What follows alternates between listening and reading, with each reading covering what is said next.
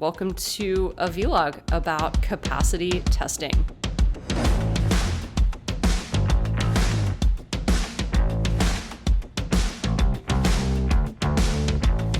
What's up, everyone? Mercedes Pallmeyer here with Modus Climbing, and I'm going to be doing a vlog today instead of a podcast episode. I have only done one vlog in the past, and congratulations, you get to see my second vlog. I thought a good way to show you where I'm at in my climbing right now is to show you a testing session. I've been outside a couple times. It's the spring season, and I'm finally feeling somewhat more of myself when I'm climbing outside.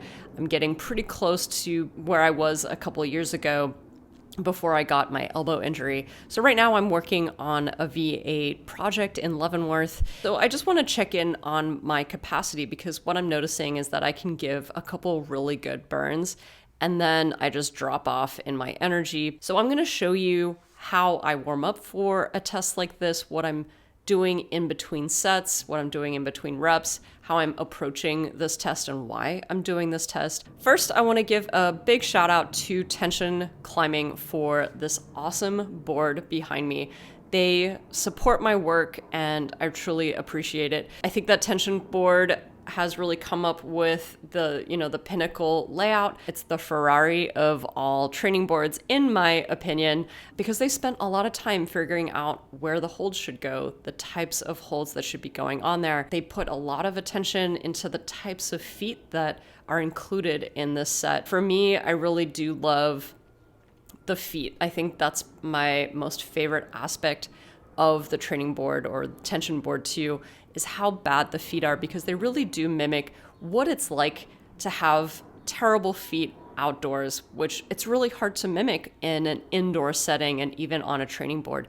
So I thought Tension Climbing did an excellent job here. One other thing is that other boards tend to be a little bit more repetitive, where the holds seem very similar.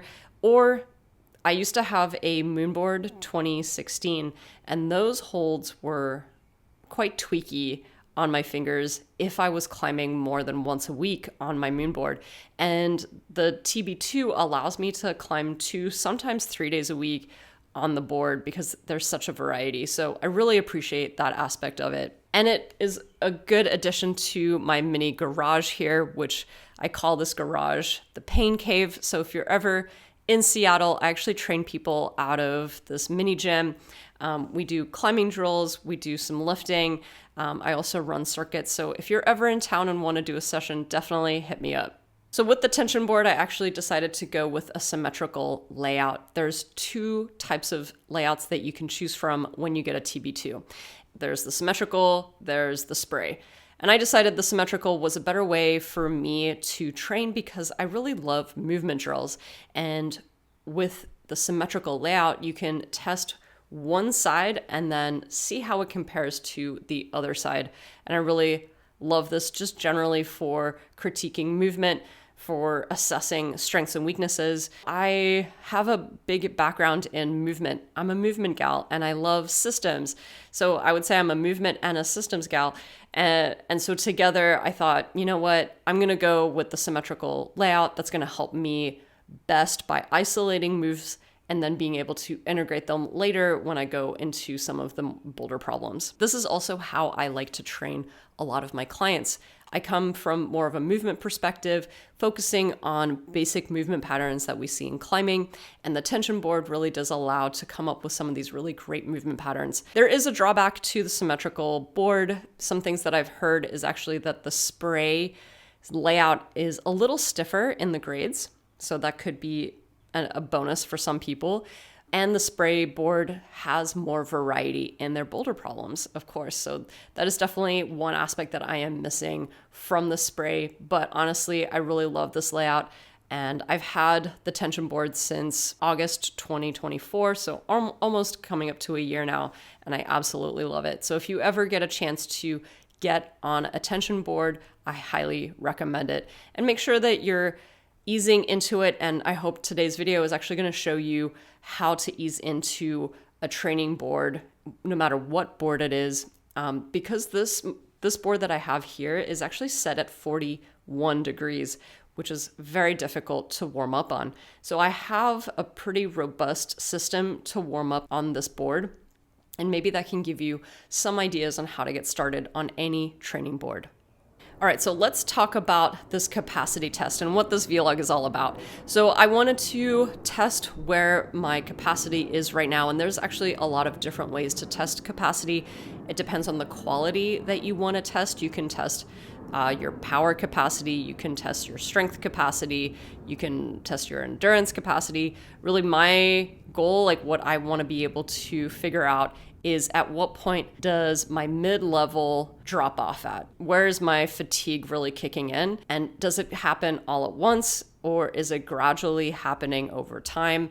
Because one of my biggest problems right now is that I can give some solid attempts, but I notice that almost in an instant, my energy just drops off. And so I'm curious how this test is going to fare if I'm doing boulder problems that are like 3 or 4 grades below my project level. So what I've done in this capacity test is I decided to do V4s that I have done before that I know I have been able to flash or I have done within 2 attempts. And the way I've set this test up is 6 V4s with 2 minutes of rest in between each one. That's one set. And then I'm going to rest for 5 minutes, and then I'm going to do another set of 6 boulders. And then I'm going to do a third set, and we'll see how far I can get. In order to see how I'm faring side to side with either my strength or my movement, I decided to choose 3 boulders, and then I'm going to repeat each boulder, but on the mirror side. Another reason to do this test is to see when pain starts to kick in. So as I mentioned, I have dealt with pretty big injury, and I want to see if my elbow plays a part in this test, if it comes up at all. I've also been dealing with some back pain. This back pain is something that has been kind of ongoing. I would definitely say at this point it's more of a chronic condition. I don't think I'm injured. I think it's more just that pain is present. So I want to see at what point the pain starts kicking in during this test, if at all. And some other things that I'm going to be looking at is my core tension, my focus, and just how much volume I can tolerate. For me, I would say my power endurance or my work capacity is my lowest hanging fruit. I generally can climb really hard, but I can't do it for very long.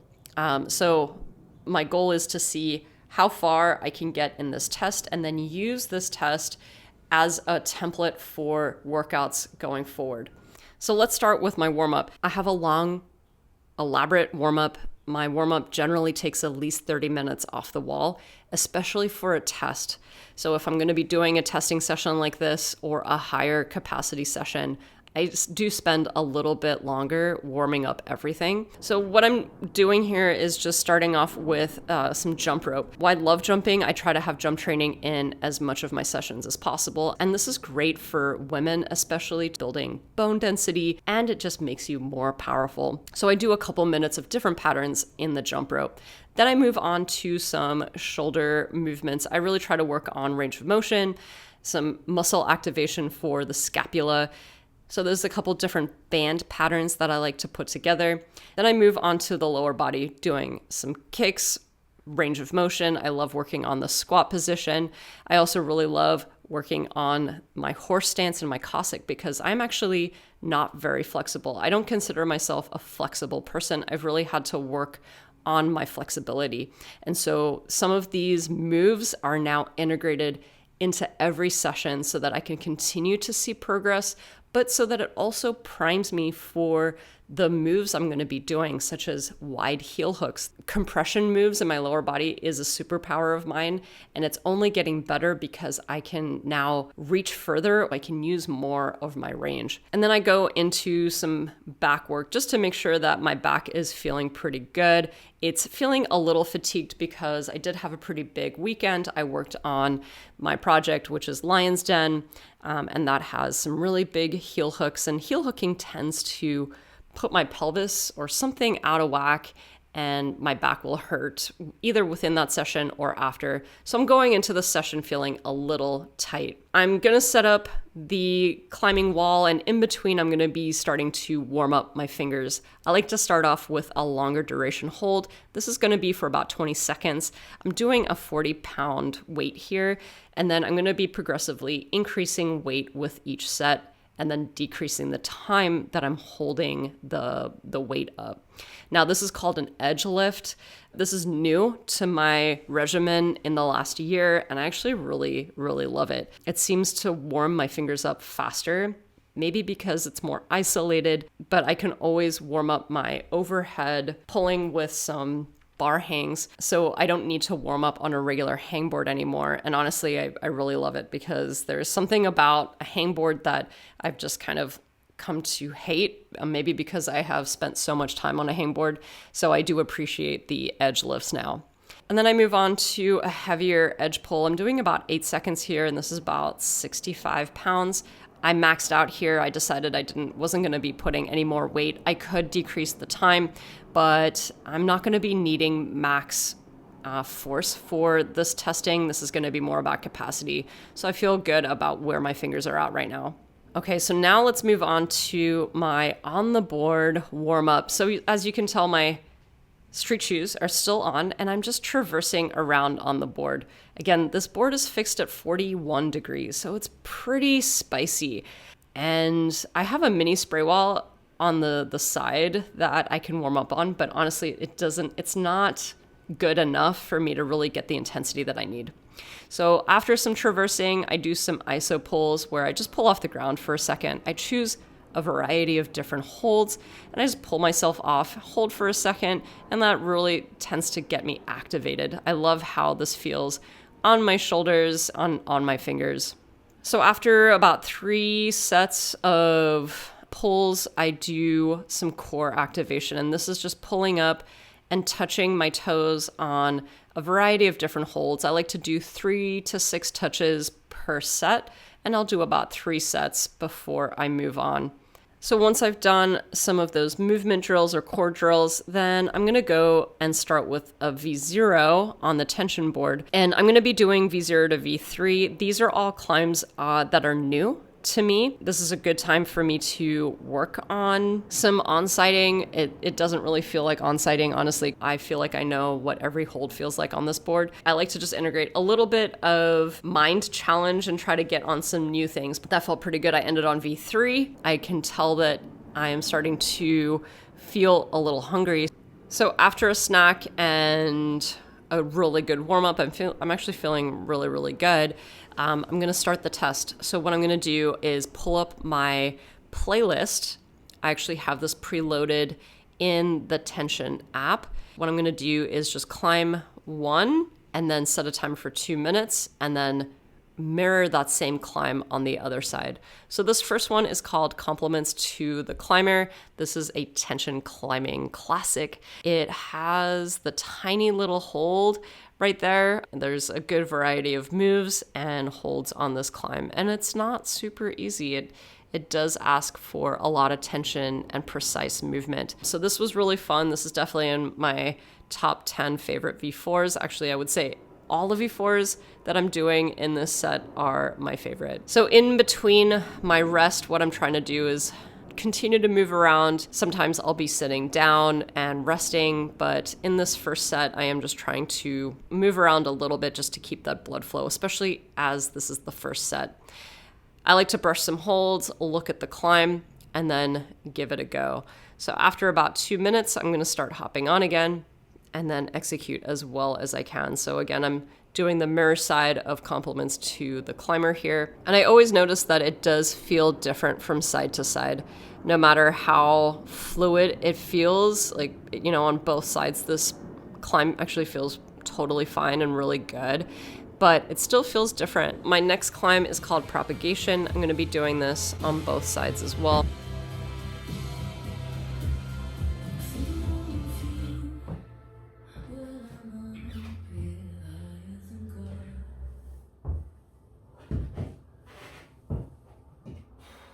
What I've decided to do in between each one here is just to do a little bit of back mobility. This tends to help with some of my back pain.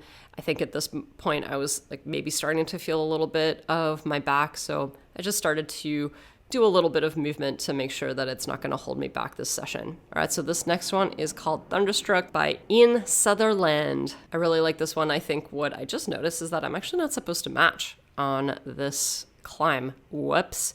Geez, Ian. That would make this a very difficult climb without matching on that hold. I love that hold, by the way, right in the middle of the wall. I end up using that hold quite a bit. So maybe this one doesn't count as a V4, but whatever, it's fine. This one, honestly, it feels hard enough. There's so much core tension here, and it's just really fun. So that was climb number 6. That was my first set done. I'm actually feeling okay, but because my back is starting to just talk to me a little bit, I'm doing a bit of a stretch out with some J curls. I'm not doing too many here because I don't want to get fatigued and I don't want to piss off my back even more. Again, this is just to make sure that I'm activating my back. You know, sometimes with movement or pain, the activation can turn off in the muscles. So this is just to activate the muscles again. I'm going to start my second set. Now, this is called Back in the Day. This is from Benny Cutler, 1285. Some nice big moves on some smaller holds on this one.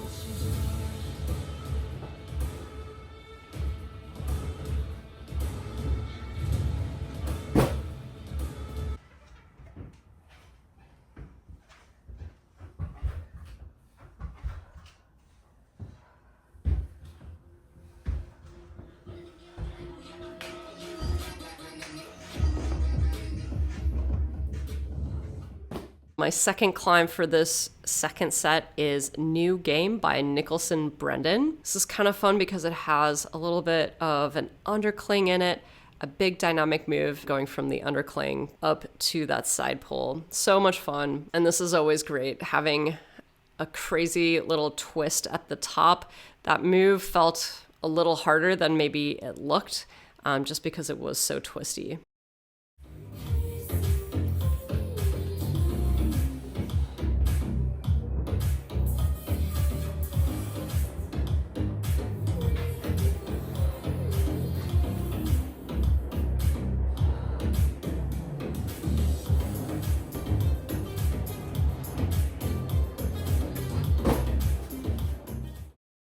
Coming to the third set, or the third climb of the second set. This is called Marine Science. The start hold is awesome. I love that I can heel hook on that. It feels very outdoorsy.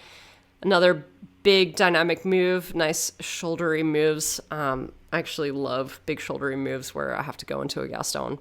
So again, I'm having a ton of fun here, but I am starting to get a little fatigued. I'm starting to feel it. I'm gonna have to shake out. I also feel my skin starting to burn a little bit. It's been a while since I have done such a long or as many climbs on this board in a while. So, you know, skin is always a factor, and the more precise you can be with every move, the less skin you're going to use.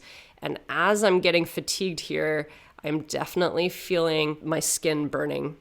Now on this other side of Marine Science, I'm not able to use that heel hook. I can feel my back starting to hurt. So what I decided is, you know what, I'm just gonna kind of move past that hold and just keep going. I wanna keep this test going. So I decided just to move past it. You know, the goal here is to test and to try my best. This isn't about performance, so it's totally fine that I did that and I'm punching the clock. I'm just getting it done. Okay, so that was the end of the second set. I'm definitely feeling it in my back. So I do a couple more isolation activation exercises to get my QL, my glute minimus, and then I'm also trying to work on my multifidus in my lower back. So I'm doing a variety of exercises. Sorry, you can't really see. You can see my feet. We're coming up to the last set here. So this is the third set, and what I realized is that I've actually left the hardest V4s for the last set. Maybe not the smartest strategy, okay? But this one's called Frog Tea. I love this climb because it is so compression-y with the legs. That's my jam. I love it. So this is a great one by J-Star. It does ask for a lot of heel hooks, and I'm really starting to feel it. I can tell that my core just isn't really turning on. You can see that my feet are cutting. I'm not really engaging in that heel either, but I'm able to do it, and I can do that little frog move right at the end. So now I am really feeling it in my skin, and I can feel my body really starting to get tired. And it's feeling very tensiony, so much core tension. And I kind of lose focus here. I actually go to the wrong handhold. And because I do that, I actually end up getting a flapper. Sad. I took off a bunch of skin. So that was the end of my test right there. Because of how sloppy I felt and how out of focus I felt, that was a sign for me that I have to stop the test. That was basically a pretty quick drop off. That frog tea, that first attempt felt a little tiring. The second mirror attempt was far worse. It was so starkly different to that first attempt. I had actually completed 13 climbs and I failed on the 14th attempt. So that is okay. It's actually pretty good that I'm able to do so many V4s and feeling really good up until that point, and it was a pretty drastic drop off. Really, this is telling me that my tank currently runs dry like at a certain point, and that really I can, just by doing this drill, it's going to help me get better at recovery between attempts, but also over a longer duration of time. And that's really my goal, is that I want better capacity, more quality attempts over a longer period of time. So I'm going to be using these results of this test to create a capacity session. I'll be doing at least one capacity session a week during my spring season. I am going to be going outdoors at least once a week, maybe twice a week. And now this capacity work, I don't know if you noticed, but in this test, I didn't get pumped. That wasn't what was happening. And that is a different type of capacity. That's more power endurance. In bouldering, me personally, I'm not really ever getting pumped. Really what I'm trying to do is have better quality attempts over a longer period of time. And so I have to set up my capacity sessions to mimic that. And so by giving myself a 2-minute rest between these boulders, I'm able to recover from the last climb and not get pumped. And it's really just about maintaining good quality movement, good core tension, good focus with every single attempt. And one way that I can progress the capacity session is by shortening up that recovery time. But I'm going to stick with 2 minutes. This seems to be pretty good for me. Any shorter and I might start getting pumped, and that would just kind of defeat the purpose. So in the future, I'm going to be integrating 10 sets of climbs with 2 minutes of rest, and that'll be my session. So I'm not trying to push beyond 13 climbs. I will retest and see where I'm at after a season of trying really hard outdoors and doing at least one capacity session a week. All right, so I hope that this capacity session showed you a little bit about my process, what a capacity test looks like.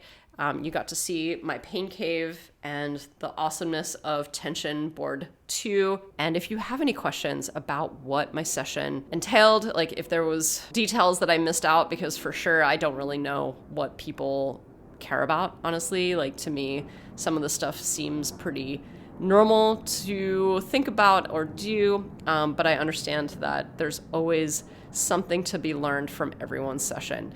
So yeah, happy to answer any questions. And thank you so much for supporting me, and I'll catch you in the next one.